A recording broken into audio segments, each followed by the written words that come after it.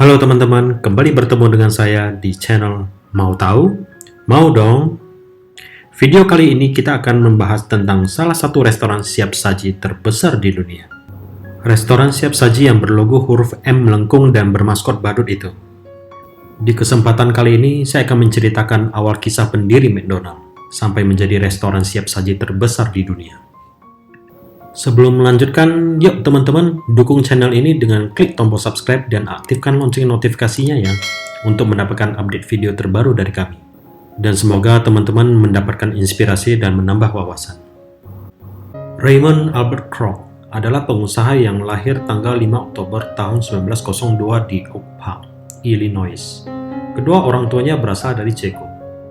Di masa kecilnya, Ray menunjukkan banyak tekad dan kepercayaan diri.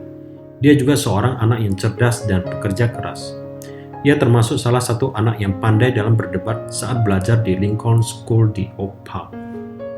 Pada usia Ray 14 tahun, ia bersama dengan dua temannya membuka toko musik yang disebut Ray Kroc Music Emporium, yang menjual lembaran musik sambil memainkan piano. Sayangnya toko tersebut tutup setelah beberapa bulan berjalan. Ray kemudian bekerja di air mancur soda milik pamannya. Di sana ia bekerja melayani pelanggan dengan menjual es krim dan minuman. Disinilah dia belajar bahwa dengan senyuman dan antusiasme dapat membuat seseorang membeli lebih dari apa yang orang itu inginkan. Pada tahun 1917, Ray memutuskan untuk bergabung dengan Perang Dunia Pertama sebagai pengemudi ambulans. Tetapi saat itu ia masih berumur 15 tahun dan tidak memenuhi syarat batas minimal usia. Berbohong tentang usianya, Ray bergabung dengan Palang Merah Amerika dan kemudian dikirim ke Connecticut untuk pelatihan. Dan diperbolehkan untuk melayani di Prancis, tetapi perang berakhir sebelum dia bisa dikirim ke luar negeri. Di tahun 1919 dan di usianya yang 17 tahun, Ray memulai karirnya di berbagai bidang. Di antaranya sebagai pianis di klub malam atau sebagai DJ di stasiun radio lokal. Ia juga sempat sebagai agen perumahan real estate di Fort Lauderdale. Akhirnya pada usia 21, Ray mendapatkan pekerjaan tetap pertamanya sebagai seorang salesman di perusahaan Lily Tulip Paper Cut, di mana di sana ia menjual cangkir kertas. Muda, ambisius, dan pekerja keras menjadikan ia sebagai salah satu salesman top perusahaan. Pada tahun 1938, saat menjual cangkir kertas, Kroc bertemu dengan seorang pria bernama Earl Prince yang menciptakan sesuatu yang disebut multi-mixer.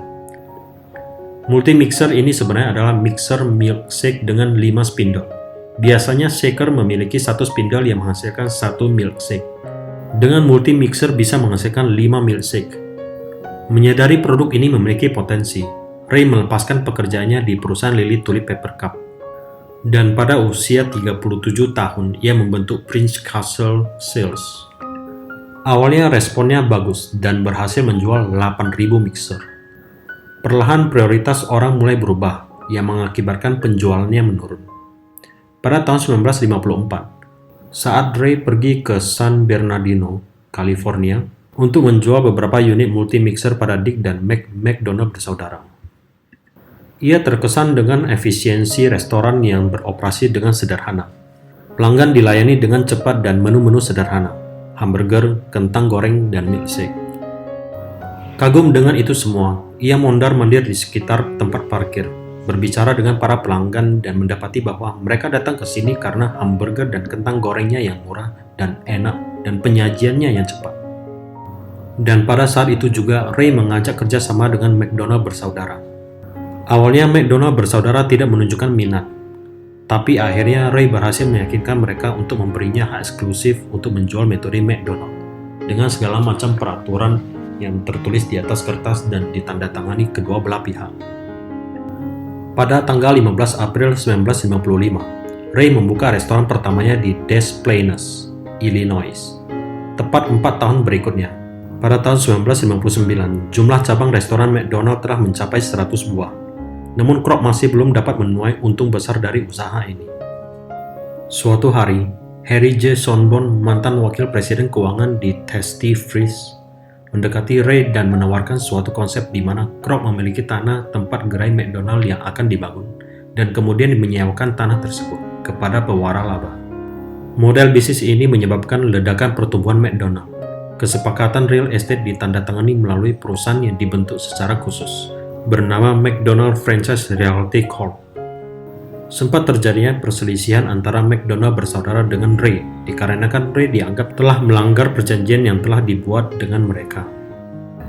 Namun dengan ambisinya yang kuat untuk membesarkan restoran siap saji itu, Ray berhasil membeli perusahaan McDonald dari dua bersaudara secara langsung pada tahun 1961. Di bawah kepemimpinan Ray, McDonald dijalankan dengan tetap mempertahankan karakter aslinya yang diciptakan dan digunakan oleh McDonald bersaudara sejak tahun 1940-an dalam melayani pelanggan. Ray memutuskan untuk berfokus pada pertumbuhan restoran di daerah pinggir kota untuk menargetkan pasar baru dengan makanan yang familiar dan murah tentunya. Pada bulan April 1965, McDonald's berhasil go public dengan harga $22 per saham. Dalam beberapa minggu, sahamnya naik menjadi $49. Pada akhir dekade, ada 1.500 McDonald's yang beroperasi di seluruh dunia, melampaui impian Kroc yang paling liar. Pada tanggal 14 Januari 1984, pada usia 81, Ray meninggal karena gagal jantung dan dimakamkan di El Camino Memorial Park di Sorrento Valley, San Diego. Pada saat kematiannya, kekayaan pribadinya diperkirakan mencapai 500 juta US dollar. Lebih dari 3 dekade setelah kematiannya, yaitu pada tahun 2016, kisah Ray diangkat melalui film berjudul The Founder ke layar lebar yang dibintangi aktor kawakan Michael Keaton. Pada film tersebut, diceritakan bagaimana perlakuan Ray terhadap McDonald bersaudara, yang mungkin dianggap penonton adalah suatu tindakan yang tidak adil dan melanggar perjanjian awal.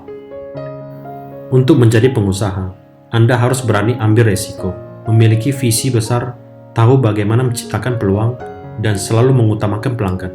Maka kesuksesan akan menjadi milik Anda. Raymond Albert Kroc. Bagi teman-teman yang mau sharing, boleh komen di kolom komentar ya. Pelajaran apa yang bisa diambil dari video kali ini.